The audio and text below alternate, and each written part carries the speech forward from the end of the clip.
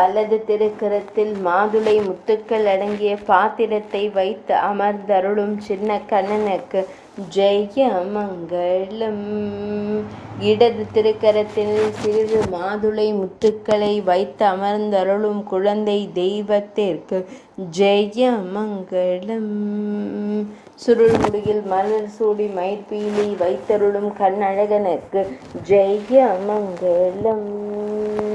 அழகிய நீலமணி வண்ணனுக்கு சுப மங்களம். இடையில் மஞ்சள் நிற பட்டாடை அணிந்தருள்வதற்கு சுப மங்களம். ஆனந்தமாய் திருக்காட்சி தந்தருளும் கண்ணழகனுக்கு ஜெய மங்களம். பக்தர்களை எப்போதும் காத்தருளும் அழகு குருவாயூரப்பனுக்கு சுப மங்களம்.